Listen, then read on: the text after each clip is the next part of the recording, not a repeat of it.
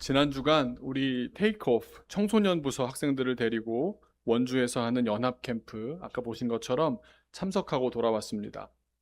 마침 미국에서 채은이, 예찬이 남매도 오고 해서 모처럼 중고등부 학생들 거의 전부가 참석하게 되어서 참 좋았습니다. 어, 행사 진행 중에 고등학교 1학년 여학생을 통해서 저 스스로를 돌아보는 경험을 하게 되었습니다. 말씀드린 대로 거의 모든 학생들이 참석하기로 결정을 했는데 여학생 한 명이 캠프에 갈까 말까 전날까지 갈팡질팡하다가 결국 안 가겠다고 결정을 내렸습니다. 뭐 아쉽지만 어쩔 수 없지 않습니까? 그래 저와 장전도사 두 사람이 각각 차를 몰고 원주까지 잘 데려다 놓았고 전 학생들에게 전사님께 3일 뒤에 다시 데리러 오마 약속을 하고 발길을 돌리려고 하는데 현장에 도착한 우리 학생들이 뭐가 이렇게 확 올라오는 거예요. 너무 좋아서. 좋아하는 모습들을 보니까 자꾸 그 여학생이 눈에 밟히는 겁니다. 그래서 장전사님께 다시 연락해 보라고. 만약 내일이라도 참석해서 절반이라도 참여한다고 하면 내가 내일 내 일정을 마치고 오후에 태워서라도 또 오겠노라 말을 남겨두었습니다. 어떻게 되었을까요? 네, 저희 연락도 연락이었겠지만 먼저 캠프에 간 친구들과 연락을 주고받았던 것 같습니다. 그러더니 마음을 바꾸어서는 가겠답니다. 결국 다음날 오후 상일동 그 여학생 집 앞까지 가서 픽업을 해서 원주로 잘 모시고 갔습니다. 어쩌다가 저는 3일 동안 원주를 2번 왕복하고 길에서 휴가철에 시간을 많이 보내게 되었습니다. 이 학생이 뭐 저랑도 많이 다녔던 친구라서 막역한 사이라고 저만 그렇게 생각하는지는 모르지만 타자마자 한마디를 탁 내뱉는데 살짝 화가 났습니다. 뭐라고 했을까요? 아, 그냥 어제 갈 걸 그랬어요. 그걸 말이라고 하냐? 뭐 이러려다가 그러면 안 되지 않습니까? 네. 그럼에도 감사가 훨씬 더 컸습니다. 그렇게라도 귀한 경험을 하겠다고 스스로 한 걸음 내딛었으니 얼마나 귀합니까? 또 그 결과 이 학생 인생에 멋진 발자국이 찍히겠구나 싶으니까 또 감사했습니다. 운전대를 잡고 가는데 옆자리에 앉아서 얘는 엄청 분주합니다. 계속 머리 만지고 뭘 바르고 가방에 뭐가 그렇게 많은지 화장을 하고 저는 진짜 제가 얼마나 편하면 얘가 이럴까 싶어서 정말 고마웠습니다. 그래도 그냥 아저씨는 아니고 목사라고 믿고 따라와 주나 보다 정말 편한가 봐 생각했습니다.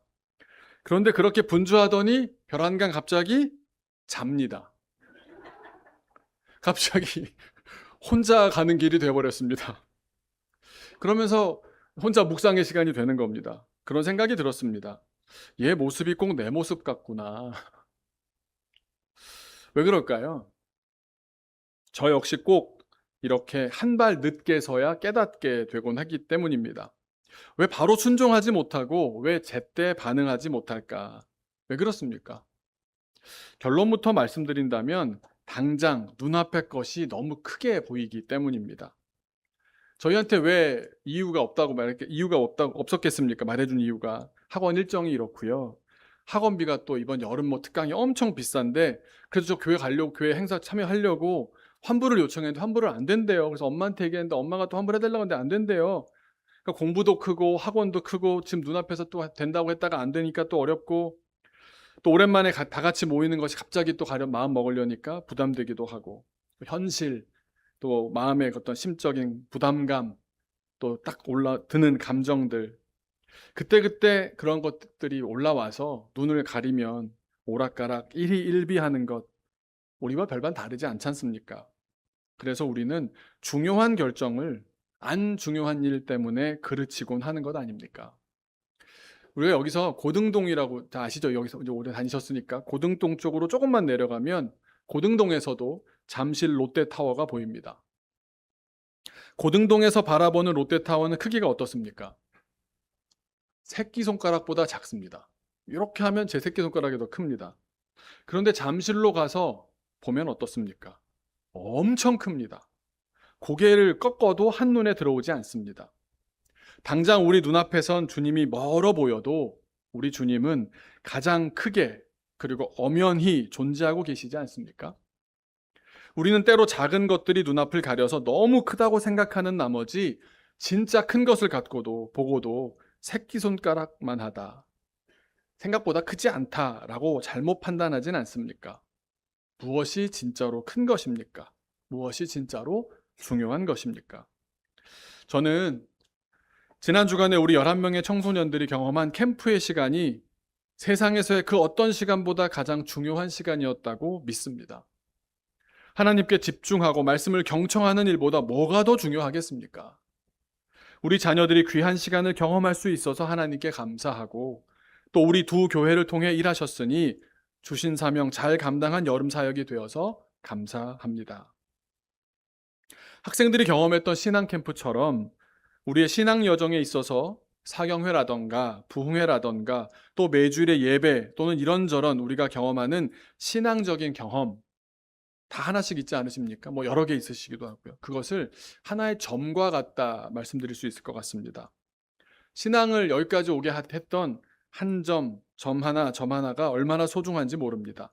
정말 소중하기 때문에 그 과정을 지나온 사람 입장에서는 그게 얼마나 소중한지를 알기 때문에 그 점 하나 찍겠다고 원주까지 몇 번씩이고 내려가고 올라오고 했던 것 아니겠습니까? 그리고 또 우리 모두가 여기까지 신앙생활 하게 됐던 데에는 그런 점이 있는 겁니다. 이러저러한 신앙의 여정 가운데 굵고 진한 점이 찍혀 있기도 하고 찍혀 있는 게 맞나 싶은 옅은 점으로 찍혀 있기도 합니다. 그러나 진한 점이든 옅은 점이든 그 점들이 우리 신앙의 발자취인 것만큼은 분명한 줄로 믿습니다. 이 점에 대하여 오늘 묵상하며 말씀을 이어가 보려고 합니다. 미술 작품을 한번 예를 들어보겠습니다. 미술을 좋아하시는 분들은 오늘 이해가 더 잘 될 것 같습니다. 제가 대학교를 다닐 때 인상 깊게 읽었던 책 중에 제가 독일어 원서까지도 같이 막 이렇게 읽었던 책이 하나 있습니다. 추상미술을 만들었다라고 알려져 있는 추상미술의 거장 바실리 칸딘스키가 쓴 점선면이라는 책이 있습니다. 이게 1926년에 쓰여졌거든요. 올해가 딱 100주년 되는 그런 고전 중에 고전입니다. 한번 보여주시겠습니까? 책 이미지를. 이런 책입니다. 디자인과 건축, 혹시 뭐 시각예술 역사상 가장 중요한 학교로 꼽히는 독일의 어떤 학교를 아십니까 혹시? 한국에선 가구점인 줄 알고 있는 잘못 알려진 곳인데요. 바우하우스라는 곳이 있습니다. 저는 바우하우스의 모든 옮겨졌던 학교를 다 가봤거든요. 베를린, 데사우, 바이마우 다 가봤는데요. 너무 좋아해서. 이 칸딘스키가 바로 이 학교의 교수로 11년, 12년 재직했었습니다. 그러면서 이 사람의 생각은 뭐냐 하면 훌륭한 그림과 예술에도 마치 언어의 문법과 같은 치밀한 논리가 있다고 믿은 겁니다. 그리고 이 책을 통해서 그것을 증명했습니다. 그래서 저는 제가 갖고 있는 예술에 대한 이론은 이 책이 다 말해주고 있습니다. 그래서 걸작의 원리가 이 책 안에 있다. 점과 선과 면에 있다라고 생각합니다. 미술관에 걸린 세계적인 걸작품들도 그 위대한 시작을 거슬러 올라가 보면 결국 캔버스에 찍힌 점 하나에서 출발합니다. 점은 미술을 이루는 가장 기초적인 요소입니다. 하지만 그 점 하나만 놓고 보자면 어떻습니까? 아직 정지되어 있습니다. 무엇 온전히 표현해내지는 못한 채 그저 캔버스 위에서 침묵하고 있는 상태입니다. 하나의 점은 그 자체로는 어떤 방향성도 운동성도 없습니다. 다만 뭐가 있냐 하면 앞으로 어떤 방향으로든 뻗어나갈 수 있다는 엄청난 잠재력만 품고 있을 뿐입니다. 우리 일상생활에도 이런 표현 있지 않습니까? 내가 점 찍었어. 네, 저는 요즘 며느리를 점 찍고 다니는 취미가 있습니다. 사역하면서 만나게 되는 저자님, 우리 며느리를 참 좋네. 계속 점 찍고 다니, 한 30명 되는 것 같습니다. 저만 제가 이러고 있는지 저희 아들은 전혀 모릅니다. 제 취미 생활입니다. 사람에게 이 말을 쓴다면 어떤 뜻이겠습니까? 이 사람과 본격적으로 어떤 관계를 시작하면 좋겠다는 뜻이고, 어떤 장소나 일에 쓴다면 내가 점 찍었어 그러면 어디선가 무언가를 해봐야겠다며 큰 그림을 그리기 시작했다. 그런 뜻 아니겠습니까? 하지만 안 그래도 상관없는 거죠. 그런데 여러분, 아무리 마음속으로 큰 점을 찍어 놨다고 해도 아무런 행동도 하지 않으면 어떻게 되겠습니까? 당연히 아무 일도 일어나지 않습니다. 이것을 우리의 영적인 현실로 옮겨보면 이렇습니다. 신앙 여정 가운데 주님이 내 삶에 찾아오신 특별한 사건이 바로 이 점과 같습니다. 예배 중에 받은 은혜, 이번 신앙 캠프에서 우리 청소년들이 느꼈던 그 뜨거운 감동, 그 한 번 한 번이 모두 내 인생을 위대한 걸작으로 빚어갈 수 있는 영적인 점과 같습니다. 예수님과 함께한 그 은혜의 시간을 통해 주님도 나를 점 찍으시고 나도 주님을 점 찍는 접점이 일어난 겁니다. 참으로 귀한 일입니다. 그런데 그 점에만 머물러 있으면 그건 죽은 신앙입니다. 주님께서는 그 접점이 벌어진 이후에도 나를 향한 사랑을 이어가십니다. 행동하십니다. 우리는 어떻습니까? 멈춰있던 점이 깨어져서 움직이면서 앞으로 나아가지 않으면 그저 일회적인 해프닝으로 남을 뿐 결코 선이 되지 못합니다. 여기 선이 착할 선자가 아니고요. 줄입니다. 하나의 선이 되지 못합니다. 점으로 머물게 됩니다. 예수님을 만난 일회적인 감정에 머물지 않고 매일의 삶을 그 말씀에 순종하며 살아내게 될 때 비로소 그 점은 역동적으로 움직여서 우리 삶의 궤적이 되고 거룩한 신앙의 선이자 내 인생의 발자취가 되는 겁니다. 그러면 오늘 성경 본문으로 이제 가보겠습니다. 오늘 성경 본문에 등장하는 나사렛 사람들 어떻습니까? 자신들에게 찾아온 은혜의 점이 있었습니다. 다른 어떤 누구보다도 예수님과 어린 시절을 함께 했던 친구들입니다. 예수님을 누구보다도 잘 안다고 할 수 있는 사람들입니다. 그 점이 있었습니다. 접점이 있었습니다. 그런데 결과적으로 봤을 때 이들은 어떻게 행동했느냐?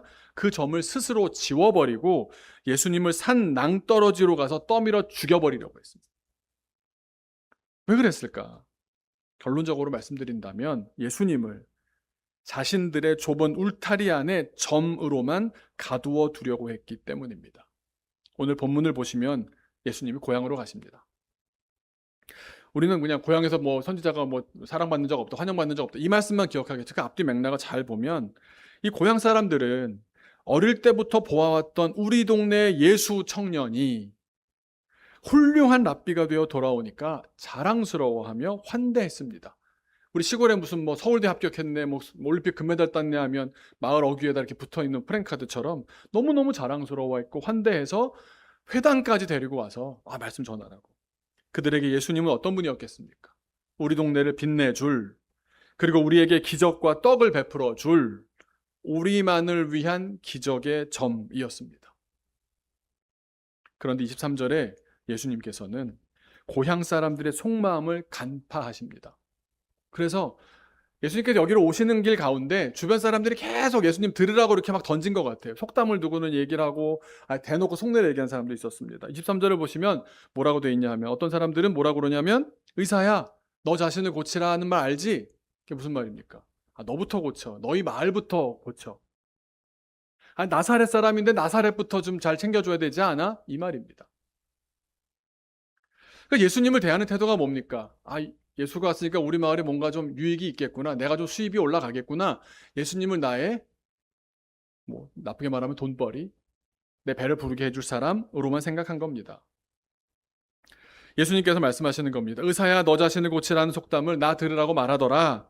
그러면서 고향부터 도와줘야 하지 않느냐? 이 말을 하지 않았느냐? 경상도 말로 뭐라 그럽니까 이거를? 우리가 남이가. 나사렛 사람들이 예수님이 뭐 다 우리가 남이가. 우리부터 챙겨야지. 우리도 아픈 사람 많다. 뭐 이러고 있는 겁니다. 그래서 그들의 속내를 까발리십니다. 가버나움에서 행한 일을 내 고향 여기서도 행하라. 너희들은 그거 바라고 있지 않느냐? 이 말씀입니다. 이 사람들이 얼마나 좁아 터졌는지 그 점에서 0.0001mm도 못 나오고 있는지 보이지 않습니까? 그런데 예수님의 선포 내용은 전혀 달랐습니다. 전혀 달랐습니다. 고향 사람들의 이기적인 기대를 산산조각 내십니다. 예수님은 작은 마을 나사렛 그 좁은 점 안에 갇힌 그들만의 특권을 말씀하기 위해서 오신 것이 아니셨습니다. 그래서 말씀 가운데 누구를 언급하십니까? 엘리야 시대의 사렙다 과부, 시돈 사람 사렙다 과부, 이방인 아닙니까? 또 한 사람 누굽니까? 엘리사 시대의 수리아 사람 나아만, 이방 아람 장군 아닙니까? 25절에서 27절 한번 같이 읽었으면 좋겠습니다. 25절 보여주시고요. 같이 읽겠습니다. 시작. 내가 참으로 너희에게 이르노니 엘리야 시대에 하늘이 3년 6개월 동안 닫히어 온 땅에 큰 흉년이 들었을 때에 이스라엘에 많은 과부가 있었으되 엘리야가 그중 한 사람에게도 보내심을 받지 않고 오직 시돈 땅에 있는 사렙다의 한 과부에게 뿐이었으며 또 선지자 엘리사 때에 이스라엘에 많은 나병 환자가 있었으되 그 중에 한 사람도 깨끗함을 얻지 못하고 오직 수리아 사람 나만 뿐이었느니라. 무슨 말씀입니까? 이스라엘 백성들 중에 왜 굶주린 사람 없었습니까? 왜 병에 든 사람 없었습니까? 다 많았습니다. 그럼 다 무슨 생각하는 겁니까? 우리가 남이가 우리 백성부터 돌봐야 되지 않습니까? 다 팔이 안으로 굽는 겁니다. 근데 예수님은 그런 정도의 일을 하러 오신 분이 아니십니다. 하나님의 뜻 가운데 일하시는 가운데 친소 관계에 따라서 내 어떤 소속에 따라서 그렇게 일하시는 분이 아닌 겁니다. 이스라엘 백성들도 굶주리고 병들었는데 하나님의 은혜가 우리 백성들에게 먼저 내려주셔도 시원찮을 그 상황에 너희가 짐승처럼 취급하는 저 이방인들을 향해 복음은 뻗어 나갔다 말씀하시는 겁니다. 예수님은 나사렛 사람들의 좁고도 이기적인 점을 깨뜨리고 온 열방과 소외된 자들을 향해 은혜의 선을 길게 그으신 겁니다.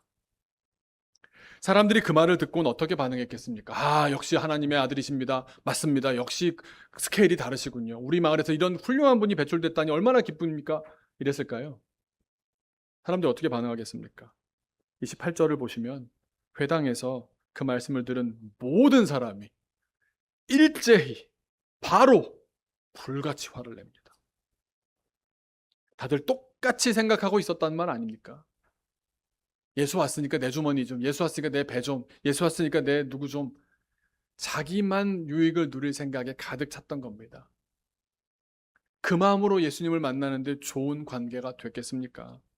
자신들의 탐욕과 세속적인 통제권이 부서지게 되니까 이를 참지 못하고서 분노하며 예수님을 산 낭떠러지로 몰아갔던 겁니다. 걸작은 욕심으로 만들어질 수 없습니다. 내가 내 인생을 탐욕스럽게 채우려 하고 또 채우기 위해 주님까지 통제하려고 드는 그 이기적인 그 점이 파괴되어야만 비로소 예수님이 걸어가신 십자가의 좁은 길을 따라 나아가는 선이 그어집니다. 아무리 은혜의 점을 진하게 찍었었다고 해도 그 기득권의 점에 머물러 있으면 역사는 일어나지 않습니다. 나를 부인하고 말씀에 순종하는 길을 가야 되는 줄로 믿습니다. 그것이 길이 되는 겁니다. 우리 신앙도 마찬가지입니다. 우리는 종종 예배 가운데도 또 수련회에서 또 특별한 집회에서 은혜의 점, 그 점을 경험합니다. 그때 좋았어. 난 그때 첫사랑이었어. 그때 잊을 수가 없어. 그 점들이 있습니다. 기도 응답이라는 기적을 점 찍기도 하고요. 봉사와 희생하는 가운데 주님을 느끼는 그런 아름다운 점을 찍기도 합니다. 여러 모양으로 우리는 예수님을 만납니다. 나사렛 사람들도 예수님 다 알았다니까요. 그 접점이 없는 사람이 아니라니까요. 다 있었다니까요. 하지만 우리가 나사렛 사람들처럼 주님을 내 삶의 문제나 해결해 주시는 점으로만 묶어두려고 한다면 관계가 올바르게 진행될 수가 없는 겁니다. 주님의 말씀이 이끄시는 길을 따라 주님 말씀 따라 내가 가야지, 내 원하는 것 따라 주님을 제어하려고 드는 것 아닙니까? 순종의 선으로 이어가지 않는다면 일회적인 해프닝으로 증발해버리거나 아주 오랜 과거의 추억으로만 그 점들은 남게 되지 않겠습니까? 세상 사람들은 인생을 철저히 점으로 봅니다. 요즘 주식 광풍인 시대에 사람들이 제일 좋아하는 말이 뭡니까? 고점. 주식을 아무도 안 하십니까? 네. 또 힘들다 그럴 때 뭐라 그럽니까? 저점.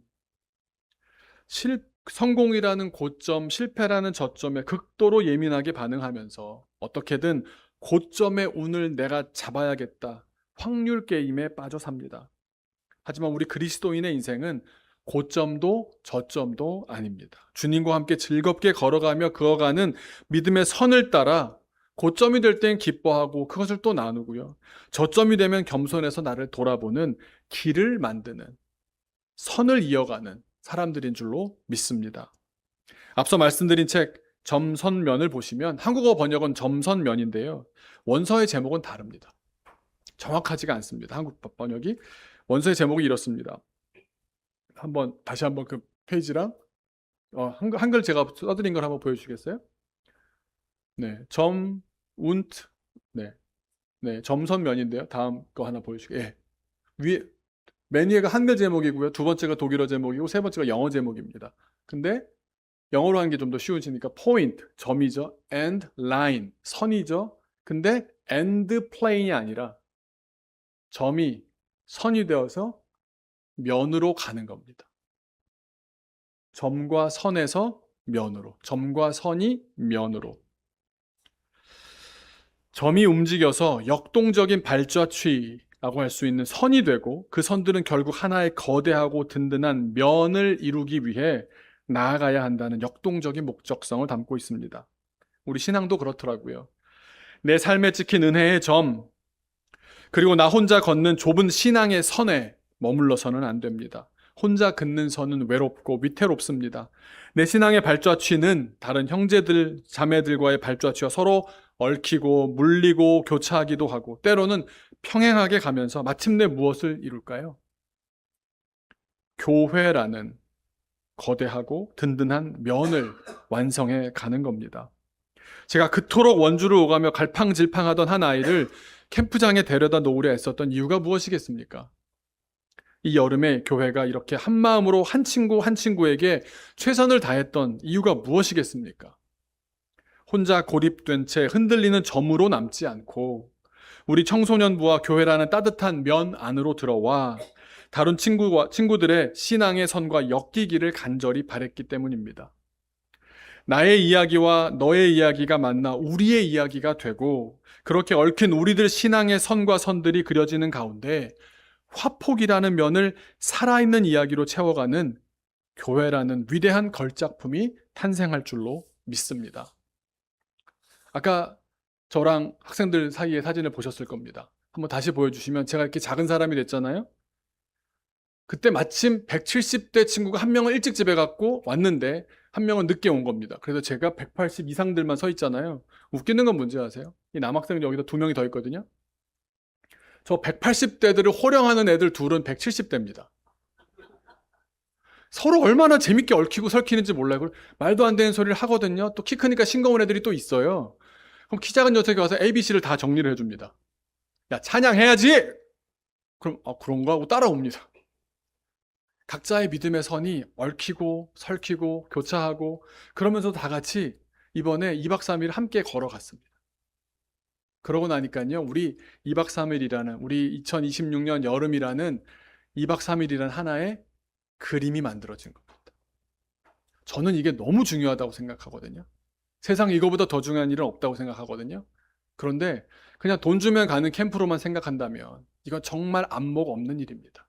하지만 어르신들도 다 그 과정을 겪어 오셨기 때문에 우리 여름 행사를 위해서 같이 마음 모아주시고 또 아이들에게 뭘 해줄까 수 있을까 해서 마음 모아주셨던 것이 모이고 모여서 이런 행사가 된 것 아닙니까? 저희는 행사를 한 게 아니고요. 교회를 세웠던 겁니다. 아무리 위대한 화가라 할지라도 캔버스에 찍힌 고립된 점 하나만으로는 결코 걸작을 탄생시킬 수 없습니다. 우리 인생과 신앙의 걸작 역시 마찬가지입니다. 나사렛 사람들처럼 예수님을 내 욕망과 내 문제를 해결해 줄 좁고 이기적인 점 안에 가두려던 그 어리석음을 내려놓아야 합니다. 내 눈앞에 보이는 얄팍한 현실과 감정에 휘둘려 진짜 크고 위대하신 주님을 놓쳐버리는 근시안적인 신앙에서 벗어나야 합니다. 때로는 귀찮고 때로는 내 고집과 기득권을 꺾어야 하는 불편함이 있을지라도 멈춰있던 은혜의 점을 깨뜨리고 과감히 믿음의 발걸음을 내디디십시오. 나를 부인하고 주님 말씀에 순종하여 십자가의 좁은 길을 따라 역동적으로 뻗어가는 거룩한 선이 될 줄로 믿습니다. 그리고 나 혼자만의 신앙에 머물지 말고 서로의 발자취가 만나고 교차하여 우리 교회가 세상의 비바람을 넉넉히 막아주는 든든한 면이 되게 했으면 좋겠습니다. 우리가 기꺼이 서로의 신앙을 이어주는 굵은 선이 되고 다음 세대를 따뜻하게 품어주는 넉넉한 화폭이 될 때 이곳에서 비로소 하나님의 나라라는 가장 위대한 걸작이 탄생할 줄로 믿습니다. 이번 여름 우리 자녀들의 가슴에 찍힌 그 귀한 은혜의 점들이 예수 그리스도를 향한 역동적인 궤적 선이 되기를 간절히 바랍니다. 그리고 우리 교회 모든 성도님들의 삶이 십자가 안에서 서로 아름답게 어우러져 주님 보시기에 가장 눈부신 걸작품으로 완성되어 가는 복된 은혜가 있기를 주님의 이름으로 간절히 축원합니다. 아멘. 우리 잠깐 기도하겠습니다. 우리 기도할 때 나사렛 사람들이 어땠는지를 한번 먼저 생각해 보시기 바랍니다. 그냥 일회적으로만 나한테 도움이 되는 예수 청년, 예수는 나한테 딱 그런 사람이면 돼. 하지만 예수님은 역사를 이어가십니다. 예수님의 길을 가십니다. 그 나와 함께 평행해서 걷기도 원하시고 나와 교차하는 가운데 내가 변화받기를 원하시기도 합니다. 기도하실 때 주님, 내 생각으로 주님을 재단하지 않고 주님의 말씀에 내가 따라갈 수 있는, 순종함으로 따라갈 수 있는 나의 믿음 되게 하여 주옵소서. 같이 기도하겠습니다.